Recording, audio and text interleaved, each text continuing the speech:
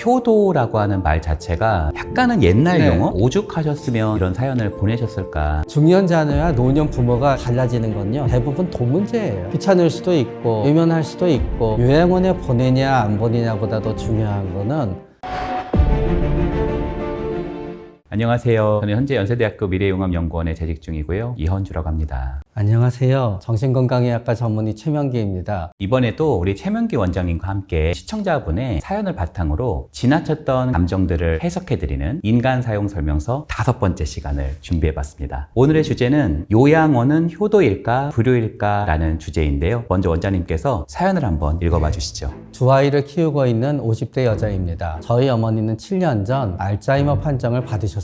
작년부터 병세가 급격히 심해져서 지금 저는 직장도 그만두고 병간호에 매진하고 있습니다. 엄마는 가족들은 물론 거울에 비치는 본인 모습조차 알아보지 못하는 중증 상태예요. 당연히 돌봐드리는 게 맞다고 생각하지만 혼자서 엄마를 돌보는 시간이 너무 힘듭니다. 잠깐 한눈 파는 사이 사고를 칠까봐 전전긍긍해야 되고 돈 문제도 만만치 않습니다. 아이들이 대학생이어서 가뜩이나 돈 들어갈 일도 많은데 벌이는 반으로 줄어들었으니 힘든 거야 100번 참을 수 있다고 쳐도 아픈 부모와 함께 살면서 생기는 현실적인 문제들이 점점 감당하기가 힘듭니다. 마음 같아서는 요양원에 모시고 싶은데 엄마를 버리는 것 같고 괜히 죄책감이 들어요. 저는 어떻게 해야 좋을까요? 사연에 대해서 이야기해 보기 전에 효도가 무엇인지 한번 생각해 보면 좋을 것 같아요. 원장님께서는 진정한 효도가 무엇이라고 생각하는지 궁금합니다. 그걸 이제 세 개로 한번 나눠서 생각해 보는 거예요. 부모님 생각, 자녀들의 생각, 주변 혹은 사회의 생각인 거예요. 부모의 생각에 진정한 효도는 부모님에 따라 다르긴 하지만 자식이 잘 살고 자랑할 만하면은 그게 진정한 효도인 것 같아요. 그래서 이제 우리 자식 뭐 하고 있다라고 자랑도 하고 또 부모님의 성격에 따라 다른 것 같아요. 계속 뭔가 연락해 주기를 바라는 분한테는 자주 연락 오는 게 진정한 효도겠지요. 그러면 자식의 입장에서 진정한 효도란 무엇이냐? 자식의 입장에서는 자신의 한계 내에서 어느 정도 했다 하면 그게 진정한 효도인 것 같아요. 예를 들어서 부모님은 본인을 버렸어요. 그러나 나이가 들어서 1년에 한번 부모님한테 연락해요. 그것만으로도 그 자식의 입장에서는 진정한 효도가 되는 거지요. 그 자식의 입장에서는 자신의 한계 안에서 그래도 부모님을 생각해서 뭔가 자신을 조금이라도 희생하고 참으면서 뭔가 한다. 그거는 극한의 효도가 이루어지는 거지요. 그런데 우리 사회가 생각하는 효도는 뭐냐 하게 되면은요, 그냥 대중들이 내가 부모가 됐을 때 남한테 받고 싶은 거, 텔레비나 드라마에 이 모습이 효도라고 나오게 되면은 사람들이 그 모습을 보면서 좋아하는 거, 그렇게 형성된 게 주변 사람들이나 생각하기에는 진정한 효도겠지요. 그러다가 보니까 연락 잘하고 자주 모시고 그래야지만 진정한 효도인 것처럼 생각이 드는 거는 그런 부분도 크지요. 일단 효도라고 하는 말 자체가 약간은 옛날 네. 용어 이렇게 되어 있는 것 같아요. 사실 효라는 게 자녀가 부모를 이렇게 업고 있는 형상이잖아요. 네. 사실 5분만 업어도 굉장히 네. 힘들거든요. 그러니까 좀 어떤 면에서는 이 효라는 게 새롭게 좀 정의가 될 필요가 있지 않나? 최선을 다하되 상대가 원하는 것을 함께하는 활동들, 네. 시간들, 공간들 이런 것들이 좀 더 좋지 않나? 그래서 효라는 것을 엄청나게 좀 부담을 갖고 하는 것이 아니라 조금 평이하게 생각해봐도 좋을 것 같아요. 이제 어머님이 이 집에서 오래 살아왔다고 가정하잖아요. 우리가 치매가 있는다 하더라도 주변의 상황에 대해서 전혀 아무런 반응을 못하는 건 아니에요. 치매가 있다 하더라도 바늘에 찔리면 아픈 걸 알아요. 그래서 원래 치매의 관리와 치료에 있어서 제일 중요한 게 갑자기 환경을 바꾸면 안 된다는 거예요. 그러니까 어머님은 이 집에서 다른 분들의 입장에서 함께 살 수 없는 행동을 많이 하지만 다른 걸 떠나서 어머님의 입장에서 놓고 본다 생각하게 되면은 가급적 평생 살던 곳에서 계속 있는 게 본인이 원하게 되는 거지요. 그러나 만약에 어머님이 현재 상태로 인해서 본인이 당하는 고통이 굉장히 큰 상황에 놓였다. 그거는 이제 이 집에 있는 게 올바르지 않은 거지요. 예를 들어서 갑자기 폐렴이 생기셔서 도저히 집에 있을 수 없게 된다. 그럼 당연히 그동안은 입원하는 게 맞게 되는 거지요. 집에 있어서의 편안함과 안온함을 전혀 느끼지 못하는 상태가 된다. 그러면 어머님의 입장에서는 그런 거예요. 그런데 자녀의 입장에서는 같이 살아가야 되기 때문에 한계가 있거든요. 만약에 어떤 집이 굉장히 넉넉한 집이에요. 간병인은 한 4분 둘 수 있어요. 그리고 또 만약에 사연자분이 부모님을 진짜 비용이 고가이고 여러 사람이 어머님을 케어해서 누가 보더라도 집에 있는 것보다 훨씬 좋은 곳에 모시게 되면 고민이 되지 않겠지요. 그래서 이거는 결국 불효냐 아니냐의 문제가 아니라요, 가능하냐 불가능하냐의 문제예요. 그리고 불가능함에 다다르게 되면은 우리는 그게 그게 효가 됐던 불효가 됐던 불가능한 일은 우리가 할 수가 없는 거예요. 그런데 어머님에 대해서 우리 따님이 점점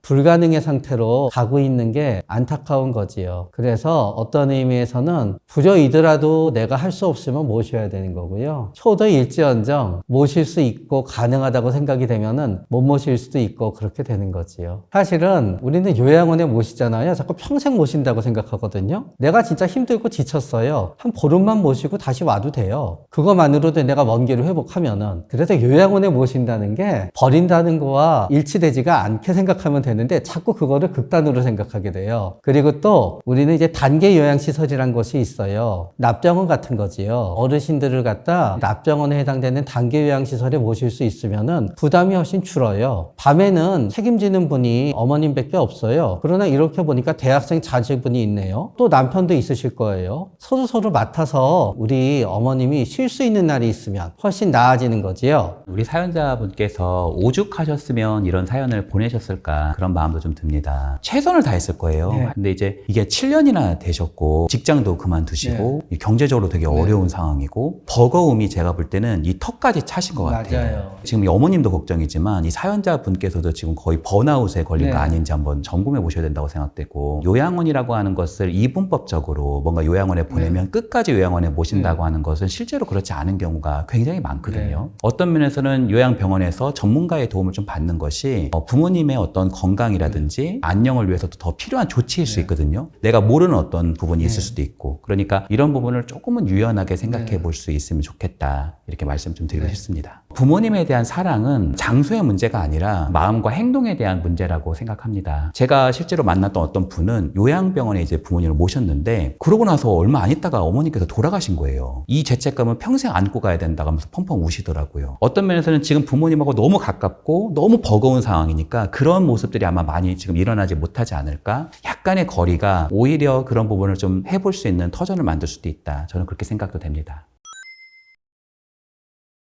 우리 사연자분이 제일 고민하는 건 그거인 거지요. 그러면은 어머님을 갖다 가족에서 제외하고 나머지 가족만 살아야 되는 건가? 요양원에 보내냐 안 보내냐보다 더 중요한 거는 어머님을 포함해서 나의 가족에는 매일매일 보는 어머님이 있었는데 이제 우리 가족은 어머님이 없게 다시 재구성해야만 되는 건가? 하는 이제 문제가 있게 되는 거지요. 그런데 이거는 굉장히 중요한 문제가 돼요. 왜냐하게 되면 나머지 자제분도 있고 배우자분도 있고 전부 다 어머니를 한 가족으로 생각하고 살아가고 있다 그러면 다들 이분을 도와줄 거거든요. 그런데 문제는 현재 나머지 가족들의 입장에서는 이미 할머니는 또 우리 장모님은 우리가 생각하는 감정을 주고받고 서로에게 도움을 주는 가족이 아니야 라고 생각하게 되면서 오히려 우리 엄마, 우리 아내를 돕게 되면은 이 상황이 계속 이어지게 되는 거고, 그러면 나도 힘들지만 이 사람도 힘든 거야. 안 도와줘서 한계에 부닥치게 하는 게 더 도움이 되는 게 아닌가? 라고 생각하실 수도 있는 거지요. 그러면서 할머니를 포함한 가족에서 포함하지 않는 가족으로 모두가 다 몰아가기 때문에 아마 우리 사연자분도 어머니가 가족으로 포함된 상태에서 할 수 있는 다른 방법을 생각하지 못하게 되실 거예요. 결국 적정조합으로 살아가지 못하게 되면은 우리는 누군가 그 가족에서 제외되든지 아니면은 엄청나게 싸움과 갈등을 갖고 살아가게 되든지 아니면 누군가 희생양이 되어서 온 가족들의 모든 압력을 자기가 받으면서 한 사람만 고통스럽게 살아가게 되든지 그렇게 되는 거지요.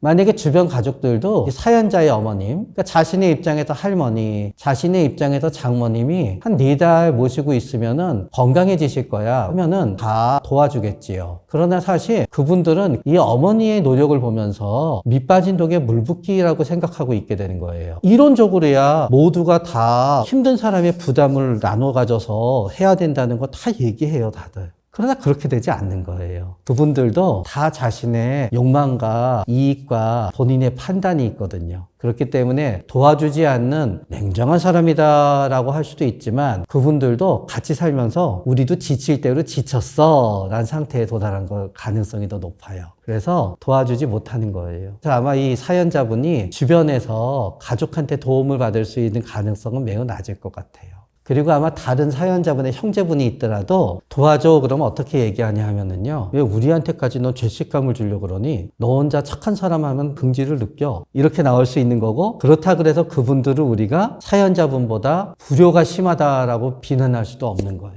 가죽 치료에 보면은 항상성이라는 것이 있어요. 보통 차를 탈 때 자동으로 히터를 틀어놓는 것을 해보면 너무 뜨거워지면 히터가 이렇게 꺼지고 추우면 다시 히터가 나오는, 그러니까 일정한 온도를 이렇게 유지하려고 하는 그런 개념을 항상성이라고 하거든요. 이게 가족이라는 것은 공동체 중에서도 아주 핵인데, 사실 이런 공동체들은 보통 급격한 변화를 싫어하고 그 원래의 상태를 이렇게 복원되려고 하는 특징이 있습니다. 예를 들자면 부부가 막 싸워요. 엄청나게 싸워서 이 가족이 해체될 위험이 있어요. 그럼 갑자기 둘째 아이가 안 하던 비행 행동을 하고 학교를 안 나가고 온갖 나쁜 행동들을 해요. 그러다 보면 부부가 싸움을 멈추고 오히려 그 아이에게 시선을 좀 던지게 되면서 이 부부가 다시 유지가 되는 그런 경우들이 많이 생기거든요. 그러니까 실제로 이런 사연들도 제가 이제 들어보면 부모님을 급격하게 요양원으로 모신다? 전 사실 굉장히 어려울 수 있을 거라고 생각합니다. 뭔가 급격한 어떤 사건이 벌어지지 않는 이상 쉽게 하기 어려울 수도 있어요. 그래서 이 사연자분께서 지금 굉장히 어떤 고립감 같은 거에 많이 빠져 있을 것 같아요. 그럴 때는 하루에 한번 시간을 좀 내셔가지고 꼭 사회복지기관에 한번 방문해 보셨으면 좋겠어요. 그 중간에 해볼 수 있는 자원들이 굉장히 우리나라에 현재 많이 있거든요. 그런 부분들을 하다 보면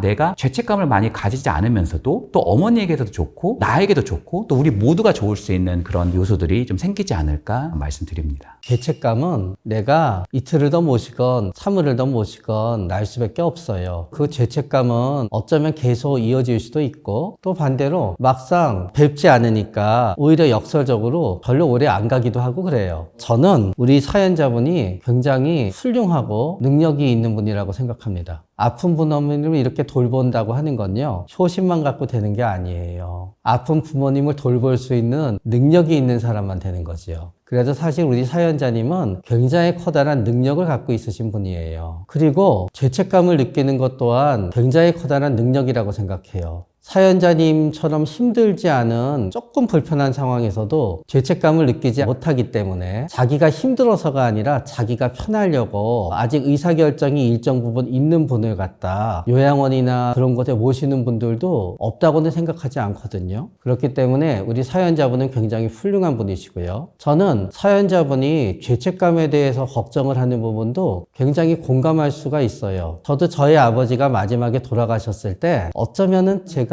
조금 더 잘 판단했으면 하는 생각이 한 일주일이면 서너 번씩 나요. 그렇기 때문에 어머님이 돌아가신 다음에 죄책감이 이어질 수도 있지만 저는 죄책감 역시 누군가를 잊지 않는 굉장히 소중한 감정이라고 생각해요. 죄책감을 느낀다는 것 자체는 하나도 잘못된 일도 아니면 나쁜 일도 아니에요. 삶은 꼭 행복해야만 되는 것도 아니거든요. 행복하지 않으니까 그거는 나쁜 시간이라고 할 수도 없어요. 죄책감의 순간은 올 거예요. 그러나 그 역시 무의미하지는 않을 거예요. 도널드 위니캇이라고 하는 정신분석학자가 이런 말을 했어요. 완벽한 부모가 아니다. 이만하면 괜찮은 부모인 것으로 충분하다. 이런 표현을 썼거든요. 자녀를 이걸 한번 시연해서 얘기해 본다면 너무 완벽한 자녀가 되려고 하지 말고 이만하면 괜찮은 자녀가 되는 것. 그런 물결 속에서 죄책감이라고 하는 껍데기, 그것을 좀 벗어 던지고 이 사연자분이 가지고 있는 그 따뜻한 마음이 많이 좀 발휘됐으면 좋겠습니다.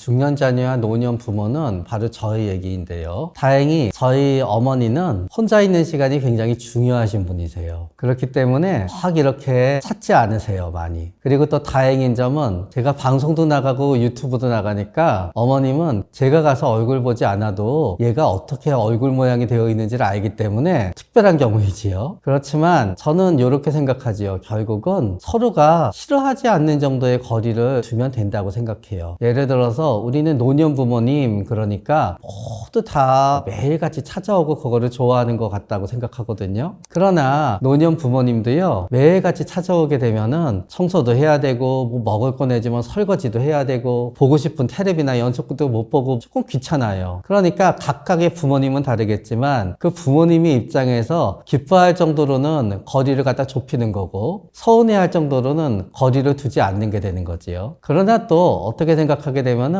중년 자녀 역시 본인의 한계가 있게 되는 거지요. 그래서 노년 부모의 경우에는 나는 와주면 와줄수록 편하지만 이렇게 보니 우리 중년인 자녀가 오기는 오는데 표정이 좋지 않다. 그럴 때는 조금 덜 오게 해주는 게 나은 거지요. 그러니까 어떤 분은 나와서 그래요. 적정한 거리를 두는 게 좋습니다 하고 얘기하긴 하지만요. 그거는 각각이 생각하게 되는 적정한 거리가 다르다는 거예요. 또 이런 경우도 있지요. 노년 부모님이 계신데요. 자녀는 셋이에요. 그런데 셋 중에 하나하고는 진짜 가깝게 지내고 싶고요. 절대로 보기 싫은 경우도 있어요. 그럴 때는 어떤 자녀냐에 따라서 적정 거리가 달라져요. 사실 이 세계에서 소중한 사람은 부모 자식 관계 아닐까 생각해요. 보편적으로는 부모 자식은 정말 끈끈한 관계거든요. 근데 그럼에도 불구하고 부모 자식 간에도 거리가 필요합니다. 근데 이 거리가 물리적 거리만을 뜻하진 않는다고 생각해요. 이 거리라고 하는 것은 독립성이라고 생각해요. 부모님 없이도 내가 내 다리로 서서 내 일을 할 수 있는 것, 부모님도 자녀가 없이도 나의 삶을 어느 정도 구축할 수 있는 것. 이 독립성이 구축이 될 때 연대성이라고 하는 것도 나타날 수 있다고 생각해요. 그러니까 둘 사이에서 너무 가깝다, 너무 숨이 막힌다, 그러면 아무리 사랑해도 막 싸움이 일어나고 거기서 굉장히 고통이 임하거든요. 그럴 때는 조금 멀어져야 되는 신호일 수 있고요. 요즘 그런 얘기가 있잖아요. 따로 또 같이. 부모 자식 간에도 통용되는 진리가 아닌가 그렇게 생각합니다. 이게 나이가 들어서 중년이 되잖아요. 힘들고 괴로우면은 노년인 부모님들은 걱정이 되니까 자꾸 연락을 하고 그래요. 근데 중년이 넘어가잖아요. 힘들고 괴로울 때는 부모님이 좀 아는 척하지 않았으면 하는 마음이 더 가까워져요.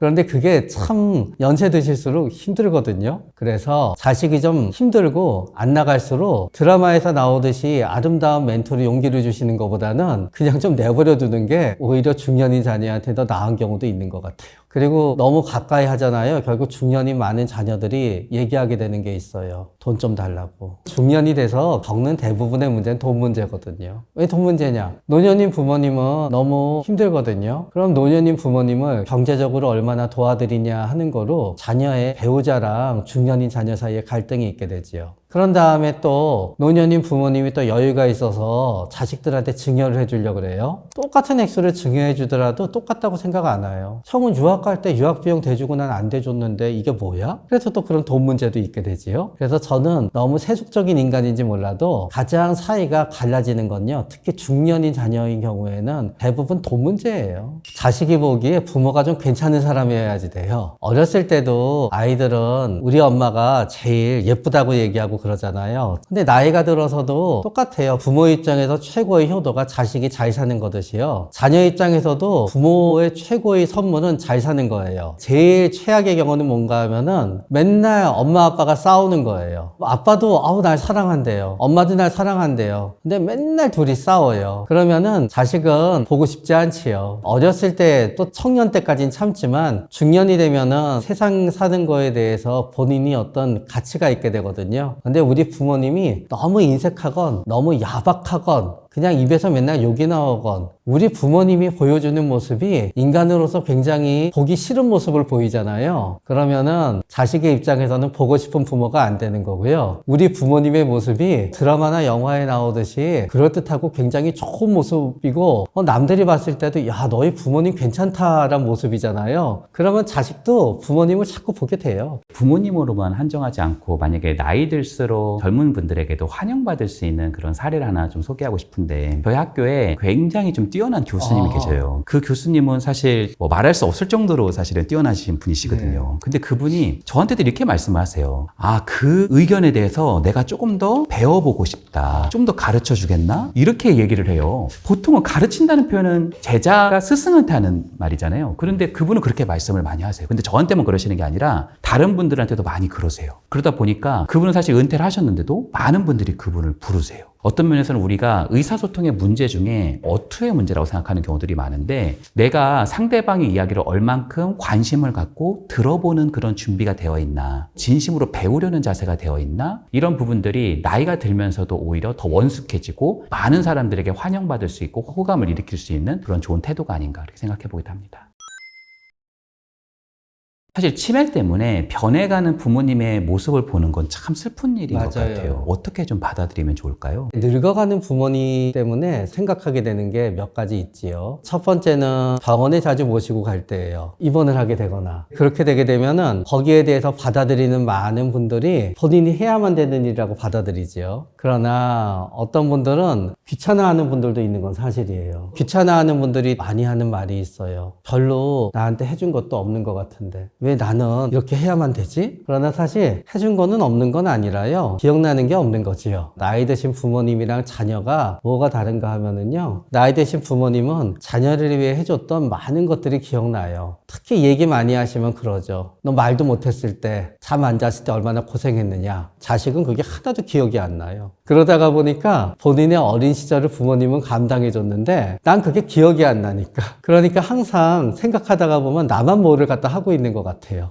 결국은 이렇게 생각이 되지요. 우리는 받아들일 수 있는 유형은 몇 가지예요. 화가 날 수도 있고, 귀찮을 수도 있고, 외면할 수도 있고, 또 어떤 분들은 되게 슬퍼하기도 해요. 나도 나이가 들면 그렇게 되는구나. 그러나 저는 이렇게 생각하지요. 만약에 어차피 해야 되는 거면은 우리 부모님은 내가 지금 부모님한테 해드리는 것보다 훨씬 더 귀찮은 나를 잘 돌봐주셔서 이렇게 넘겼지라고 해서 내가 기억나지 않았을 때 내가 받은 게 엄청나게 크다고 생각하면서 현재 느끼는 나의 귀찮음이나 고통을 상쇄하는 게 우리의 정신건강엔 좋을 것 같아요. 최근에 저희 어머니가 연락을 하셨는데 저한테 아니 너한테 이렇게 지원을 못 해줘서 미안하다고 이런 얘기를 하시더라고요. 근데 제가 그 얘기를 듣는데 약간 눈물이 나는 거예요. 그러면서 어머니한테 무슨 말씀을 드렸냐면 그냥 계셔 주신 것 자체가 너무 고맙다. 저는 부모 자식 간에서 할 수 있는 최고의 말 3가지가 있는 것 같아요. 첫 번째는 사랑한다는 말인 것 같아요. 두 번째는 미안하다는 말 같습니다. 그리고 세 번째는 당신이 여기 있어줘서 고맙다는 말. 그 3가지 말을 많이 한번 해보시면 참 좋을 것 같아요. 오늘은 이현주 교수님을 모시고 굉장히 어려운 주제를 갖다 다뤄봤습니다. 해답을 드리진 못했지만 우리의 얘기가 사연자분과 이 사연을 같이 나눠주시는 분들에게 위로와 공감은 최소한도 되었기를 갖다 바라는 마음입니다. 지식인사이드 네이버 카페에 여러분들의 고민과 사연들을 올려주시면 다음 영상에서 다뤄보도록 하겠습니다. 감사합니다.